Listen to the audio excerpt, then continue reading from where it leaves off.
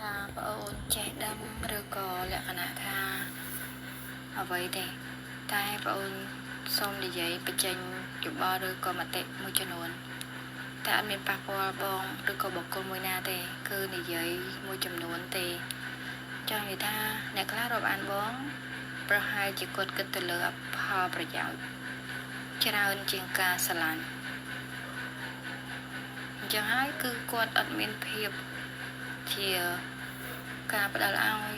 ឬក៏លក្ខណៈថាការស្រឡាញ់ពិតប្រាកដនៅក្នុងខ្លួនទេគឺអត់មានទេទៀតគាត់រាប់អានបង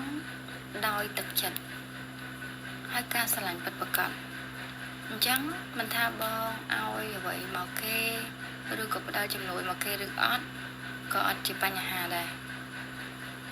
គឺការស្រឡាញ់គឺគេស្រឡាញ់ពីទឹកចិត្តបងជួយអ្នកដទៃជួយអ្នកដែលរងគ្រោះជួយអ្នកដែលរងទុក្ខលំបាក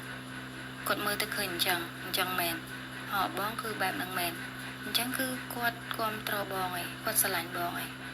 តែមនុស្សមួយចំនួនអត់ទេគាត់មើលទៅលើផលប្រយោជន៍គាត់ថាស្រឡាញ់បងហ្នឹងបងនឹងមានលុយច្រើនណាអាចជួយឲ្យរស់ស្រួលគាត់ជួយឲ្យយើងមានបាយញ៉ាំមានកន្លែងស្នាក់នៅមានជំរកមានសម្លៀកបំពាក់មានគ្រប់យ៉ាងអញ្ចឹងហើយស្រឡាញ់ទៅខ្លះគាត់គិតអញ្ចឹងវិញសរុបរួមមកគឺខ្ញុំអត់និយាយទៅកាន់បងឬក៏បុគ្គលមួយណាទេគឺខ្ញុំនិយាយបុគ្គលមួយចំនួនអញ្ចឹងក៏សូមខន្តីអភ័យទោសឬក៏អធិស្ឋានទុកជាមុនបើខ្ញុំនិយាយទៅលើសលួសឬក៏មានចំណុចខុសឆ្គងឡើយណាបងមេត្តាជួយអធិស្ឋានជាការពិតណាស់អូនករណាបញ្ចេញយោបល់ហ្នឹងគឺត្រឹមត្រូវ 100% ព្រោះអីស្ថានភាពរបស់បងហងៃគឺដូច្នេះមែនបងព្យាយាមតាក់ទងជាមួយមនុស្សទាំងយប់ទាំងថ្ងៃសឹងតែឲ្យតែភ្ញាក់ពីគេងឃើញគេអនឡាញគឺបងទេទៅសុំគេរាប់អានជាបងជាប្អូនមុនហើយគេក៏ទទួលបើមែនតើទៅបងជាអ្នកសុំគេមុនទេមិនមែនគេមកសុំបងមុនទេណាអញ្ចឹងកំហុសអាចថាមកពីបងនឹងទៅរាប់អានគេមុនទេហើយបុគ្គលទាំងអស់ដែលបងសុំគេរាប់អានមុននឹងបែងចែកជា3បងដឹងច្បាស់នៅក្នុងចិត្តខ្លួនឯងបងមើលឃើញថាបងប្អូនដែលបងសុំគេរាប់អានហើយគេទទួលការរាប់អានអំពីបងនឹងគឺមាន3ប្រភេទទី1គឺជាបុគ្គលដែលគាត់ខ្វះខាតគាត់យល់ឃើញថាជីវភាពរស់នៅរបស់ពួកគាត់នឹងទទួលការខ្វះខាតដោយភាពចៃដន្យណាមួយនៅថ្ងៃអនាគតអ្នកខ្លះគឺបច្ចុប្បន្នតែម្ដងក៏គាត់ទទួលការរាប់អានពីបងទៅដោយគាត់មិនបានសម្លឹងមើលនៅគុណសម្បត្តិរបស់បងឬក៏ដួងចិត្តរបស់បងថាជាមនុស្សបែបម៉េចនោះទេជាមនុស្សអាត្មានិយមឬក៏ជាជនសប្បុរសគាត់មិនខ្វល់ឡើយបងមើលឃើញពិតជាមានចឹងមែនការរាប់អានរបស់ពួកគាត់ចំពោះបងគឺសំដៅទៅលើចំណុចមួយគត់ពេលដែលគាត់ខ្វះខាតនឹងទទួលបានការឧបត្ថម្ភអំពីបងដោយបងអូនមានប្រសាសន៍ចឹងមនុស្សមួយប្រភេទទៀតគេរាប់អានបងដោយគេយល់ឃើញថាគេមានគោលដៅរួមជាមួយបងតែគេគ្មានមโนសញ្ចេតនាអីជាមួយបងទេគេគ្រាន់តែយល់ឃើញថាគេលំបាកដែរការចូលរួមរាប់អានបងនេះគឺអាចថាដើរនៅក្នុងផ្លូវមួយជាមួយគ្នាហ្នឹងណាជោគជ័យក៏ជោគជ័យទាំងអស់គ្នាតែគេក៏មិនចង់បានអីពីបងដែរគេគ្រាន់តែគិតថាបើមិនរាប់អានបងវាគ្មានអីដែលចំណេញដល់គេទេហើយបើរាប់អានបងក៏គ្មានអ្វីខាតដល់គេដែរមានតែចំណេញពីព្រោះអ្វីដែលបងធ្វើទាំងអស់មិនបានប៉ះពាល់ដល់ទ្រព្យសម្បត្តិឬក៏អំណាចមុខមាត់គេឡើយនឹងមនុស្សប្រភេទទី2គឺបែបហ្នឹងហើយមានច្រើននៅក្នុងហ្នឹងមិត្តភ័ក្តិស្និទ្ធស្នាលអ្នកខ្លះមិត្តភ័ក្តិតាំងពីសម័យរៀននៅវិទ្យាល័យផងគេមិនត្រូវការអីពីបងក្នុងពេលបច្ចុប្បន្ន តែគេក៏មិនអោយអីឲ្យបងដែរគេមិនចូលរួមគេមិនអីទេតែគេរាប់អានពីព្រោះគេមិនចង់យកបងធ្វើជាសត្រូវគេគិតអញ្ចឹងហើយបើបងធ្វើកិច្ចការនឹងបានសម្រេចបង្រួមខ្មែរទូទាំងប្រទេសបានខ្មែរបានសុខខ្មែរចេះស្រឡាញ់គ្នាខ្មែរឈប់ទទួលរងនឹងការគៀបសង្កត់គេក៏ជាខ្មែរម្នាក់នៅក្នុងនឹងដែរគេនឹងអាចទទួលផលនឹងបានមនុស្សនឹងគេហៅថាមនុស្សចាក់ខ្សែយល់ទេហើយចំពោះមនុស្សមិត្តភ័ក្តិបងរបៀបអញ្ចឹងក៏បងចាត់ទុកថាជាជនអាត្មានិយមដែរគិតតែអំពីការរស់ស៊ីមានបានផ្ទាល់ខ្លួនមិនចូលរួមខ្នះខ្នែងតែចង់រាប់អានបងជាមិត្តភ័ក្តិឬក៏ជាបងប្អូន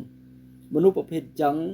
ទោះអ្នកមានទ្រព្យសម្បត្តិប៉ុណ្ណាក៏ដោយចេញអំពីការរស់ស៊ីរបស់ខ្លួនតែក្នុងចិត្តបងបានទៅសេចូលទៅក្នុងបញ្ជីរបស់បងឲ្យថាគាត់ជាមនុស្សអាត្មានិយម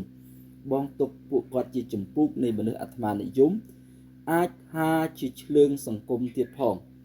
ព្រោះអីសង្គមកំពុងតែវឹកវរគាត់មិនចូលរួមអីតលទៅសោះតែបែរជាគាត់មករាប់អានបងទៅវិញអញ្ចឹងមានន័យថាគាត់ជាមនុស្សម្នាក់ដែលអាចនឹងទទួលបាននៅក្តីសុខដូចគេដែរនៅពេលដែលគេធ្វើបានចំណែកប្រភេទមនុស្សទី3ជាមនុស្សដែលចូលមករាប់អានបងដោយសម្លឹងមើលឃើញនៅការលះបង់របស់បងការលំបាករបស់បងហើយគាត់មានមโนសញ្ចេតនាយ៉ាងជ្រាលជ្រៅចំពោះបងដោយយល់ឃើញថាគាត់មិនមានអ្វីសម្រាប់ឲ្យបងក៏ដោយប៉ុន្តែគាត់មានដួងចិត្តមួយដែលទុកបងជាសាច់ញាតិជាបងប្អូនមានមโนសញ្ចេតនានៃការខ្វល់ខ្វាយចំពោះបងប៉ុន្តែមនុស្សបែបហ្នឹងបើសិនជាគេគ្រាន់តែរាប់អានបងហើយអាណិតបងខ្វល់អំពីបងចូលចិត្តទុកដាក់ចំពោះបងក៏បងមិនត្រូវការមនុស្សបែបហ្នឹង 100% ដែរសំទោសមិញខ្ញុំថាអ្នករាប់អានខ្ញុំចែកចេញជា3ឥឡូវចែកចេញជា4គឺខ្ញុំត្រូវការមនុស្សចម្ពោះចុងក្រោយមិនរាប់អានខ្ញុំក៏ដោយមិនស្រឡាញ់ខ្ញុំក៏ដោយមិនទុកខ្ញុំជាមិត្តភក្តិក៏ដោយមនុស្សចម្ពោះទី4នេះទោះបីប្រើពាក្យសម្ដីក្រអឺតក្រទមប្រើពាក្យសម្ដីគំរោះគំរើយជេរប្រមាថខ្ញុំតិចទៀនខ្ញុំយ៉ាងណាក៏ដោយឲ្យតែបុគ្គលនោះអាចបើកបេះដូងដួងចិត្តរបស់ខ្លួនទៅស្រឡាញ់ខ្មែរដទៃទៀតដូចជាបងប្អូនបង្កើតហើយដាក់មโนសញ្ចេតនារបស់គាត់ចំពោះជនជាតិខ្មែរទូទៅដូចម្ដាយស្រឡាញ់កូនបុគ្គលបែបនេះគឺខ្ញុំគោរពគាត់ខ្លាំងណាស់ខ្ញុំគោរពទី1ខ្ញុំគោរពទី2ក៏ខ្ញុំស្រឡាញ់គាត់ខ្លាំងណាស់ដែរទោះគាត់អត់ប្រសើរខ្ញុំក៏ដោយទោះគាត់ជេរបចោខ្ញុំក៏ដោយទោះគាត់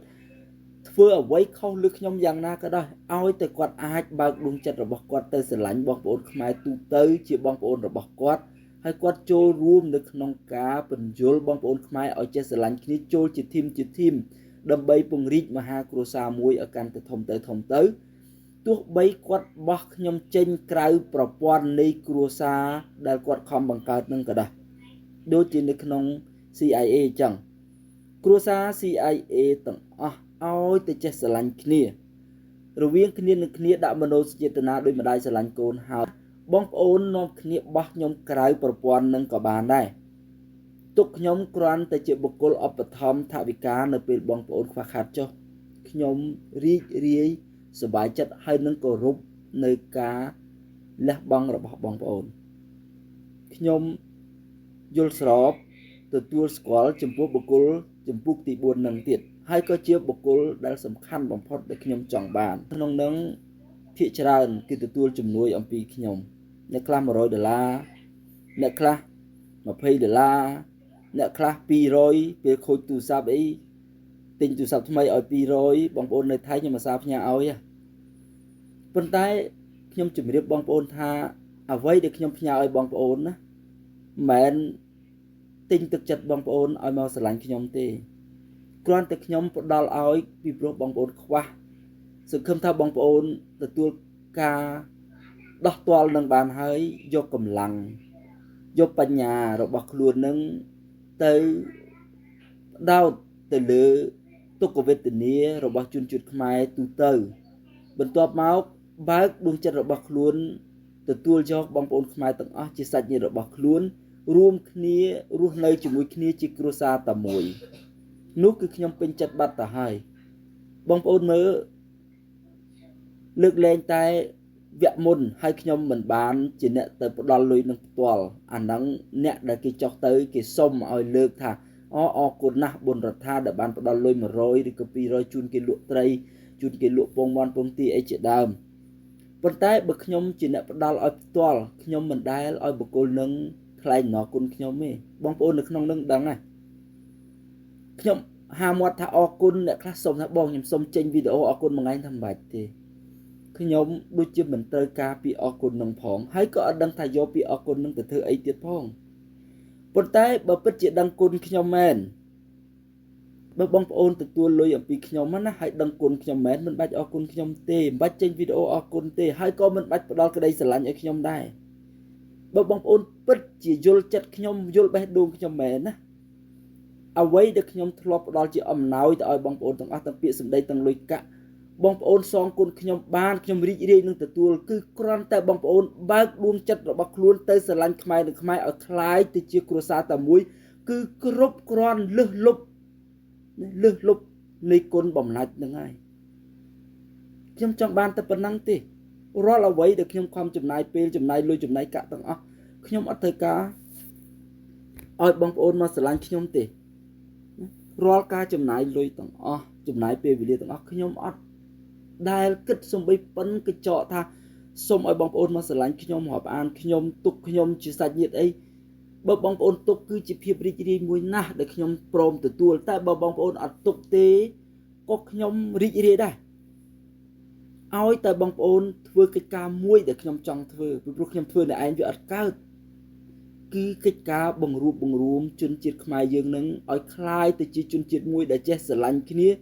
ដូចគ្រួសារតែមួយដាក់មនោសញ្ចេតនាចំពោះគ្នាដូចម្ដាយស្រឡាញ់កូនបើបងប្អូនធ្វើបែបនឹងបានណាគឺខ្ញុំសប្បាយចិត្តខ្លាំងណាស់រាល់អ្វីដែលខ្ញុំបានជួយបងប្អូននោះ